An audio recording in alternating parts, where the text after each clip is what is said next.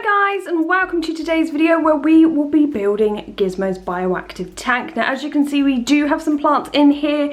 I will be moving them out in a moment, but these are some of the plants that will be in Gizmo's tank and I'll talk through them in a bit. But I thought the best way to do this is work from the bottom up.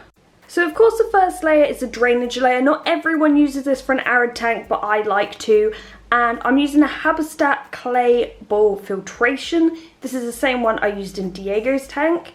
Now, I did consider using the Zoomed hydro balls because I used to use them like on my Crested Gecko tank, my Chihuahua tank, and they were like £1 cheaper, but like, I was so blown away when these arrived. I know people don't care about clay balls that much, but I was just like, what? Because these are tiny. So I'm definitely using the Habitat ones, and I'm going to use about 2 bags because the floor space is pretty big.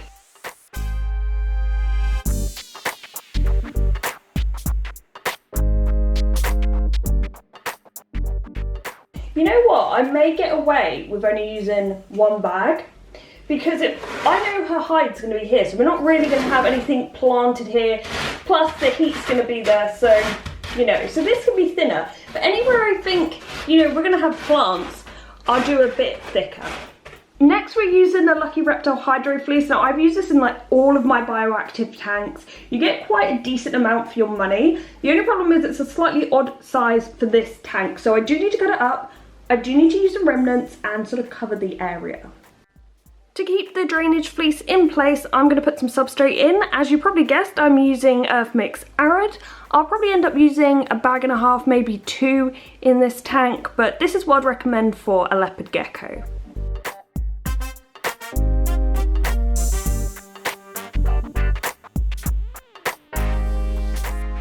Yeah, we're definitely going to need a second bag. So that 1 bag's just about covered this entire floor. Now, if you didn't see the build of this tank, you might not know, but the floor space is 3 foot long by 2 foot deep.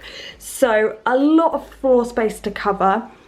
But now what I'm going to do is just mess around the hardscape. I haven't actually planned anything out, so I'm really just going to be experimenting with lots of different things: driftwood, cork, slate, and rock. So I'm going to be honest with you guys, a lot's happened. Now, I just want to let you know, because I feel like a lot of people actually do this in real life.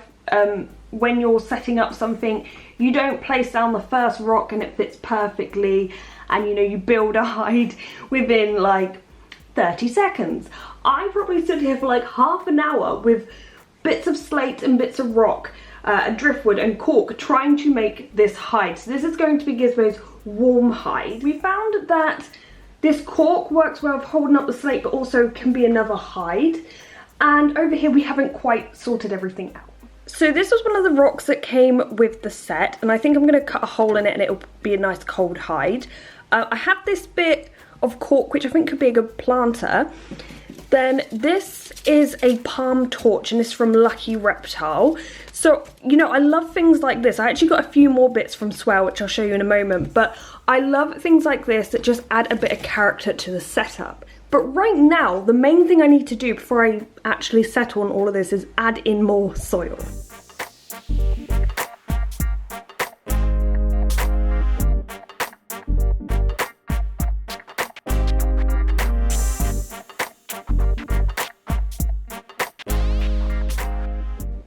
Now, one of the plants I have for this tank is a money plant.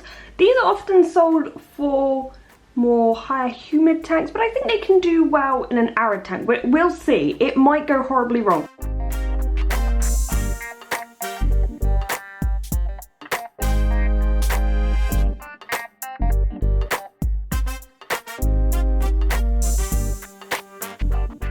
The next plant is this hawthorn succulent, I believe it's called. I really love these ones. They kind of look Jurassic to me, I don't know why.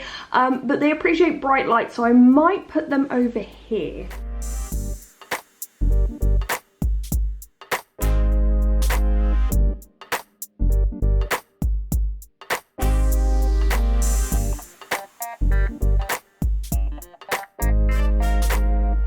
We have a few other little bits to add in. So Swell sent me over a few different bits. There is a mangrove tree pod, there's 2 of them, lotus seed pods, and eye peel tree pods, I think they're called. So I'm gonna see what I can add in here.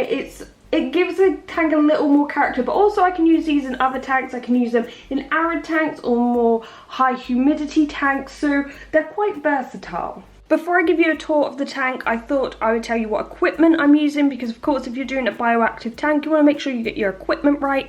So I'm using the Arcadia Jungle Dawn bar. Now this bar links up to Diego's UV and Jungle Dawn, so literally I'm going to be running 4 lights, so 2 UV and 2 Jungle Dawns off of 1 plug socket, which is amazing. So the Jungle Dawn is to help the plants grow. And then there's UV, so there's a Pro 25 Shade Dweller kit, I'm using that. For heat, I'm of course using the deep heat projector, hence why I was so, you know, making sure this is nice and heated. For the deep heat projector, usually I'll fit that into an Arcadia clamp lamp. They've recently come out with a new graphite range, so I'm using one of those. If you're wondering, because I get asked quite a lot which size clamp lamp you need for the deep heat projector, the smaller one will fit it perfectly, so you can use that. In terms of controlling the heat, you can see the probe here. This is the Habitat dimming stat. Now none of this is actually plugged in yet. I like to heat up the rocks before I add in Gizmo. I like to check all the heating's working, the thermostat's working, and we have the time to do that. So I will get this all set up and prepared well in advance before Gizmo moves in.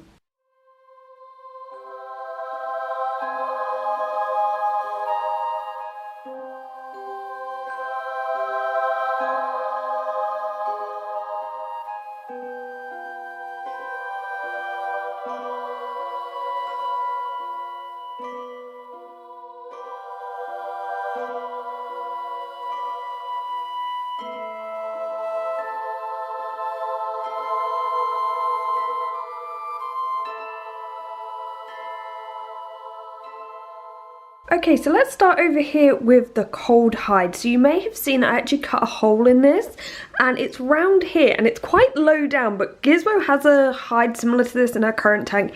She uses it all the time. Also, you can move dirt away and the hole gets bigger.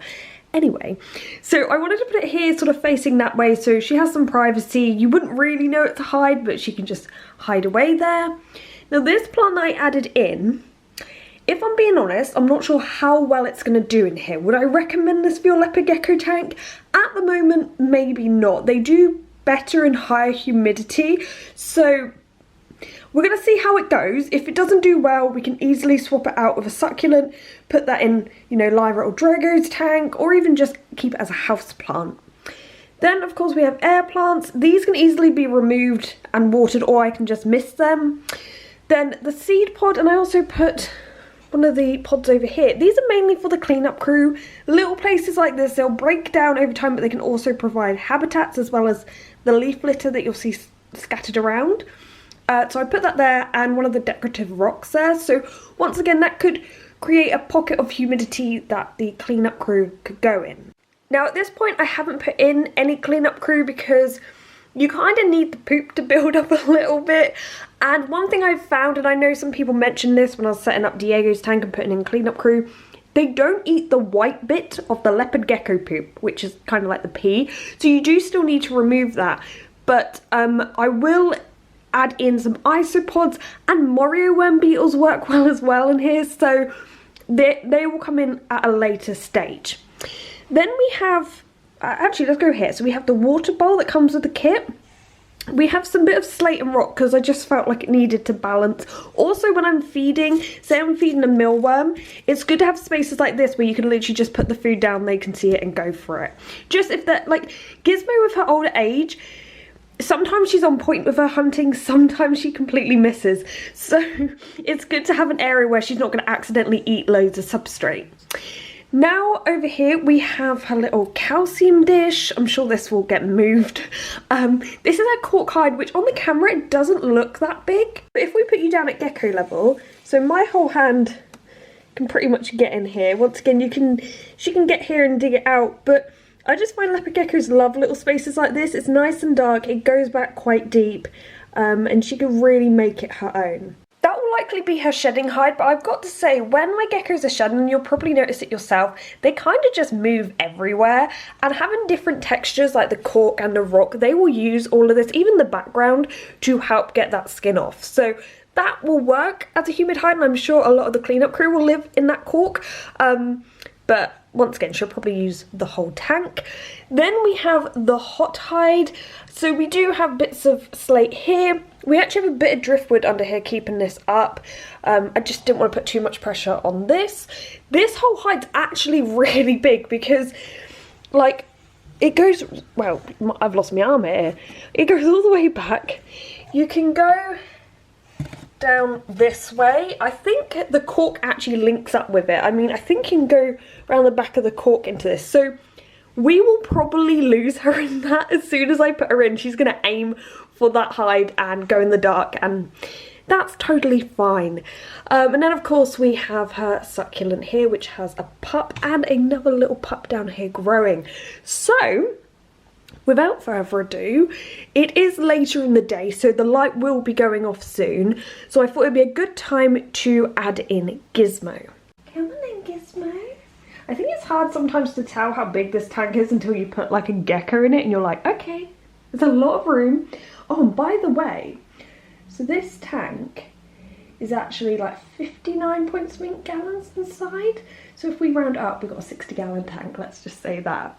And basically, I am working with Custom Reptile Habitats to bring you a starter kit. Now, if it is available, yeah, I will link it below, but it's in this size tank. And coming from Diego's size tank to this, the height I feel works a lot better with leopard geckos. If you don't mind building up the area, that's fine. You're right, Giz. And we've had to build it up a bit anyway in here, but nowhere near as much as Diego's. So yeah, I will leave all the links below, but look, she actually hasn't run away, but you can just tell by her behaviour she's wary. But look, see, I said she loves hides like that. Are you going to go in?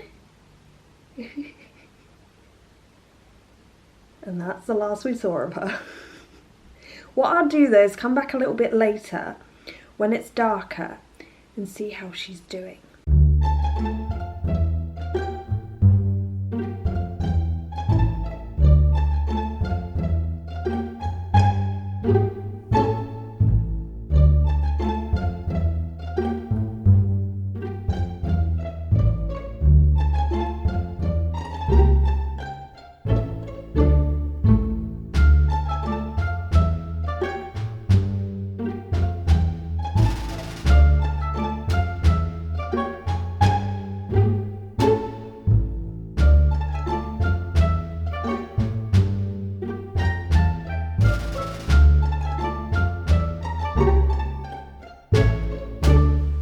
So I hope you've enjoyed this video. I do want to thank Custom Reptile Habitats for sending me this tank and the decoration kit. As I said, I'll leave all the links below, and also all the products I use, I will leave those links too.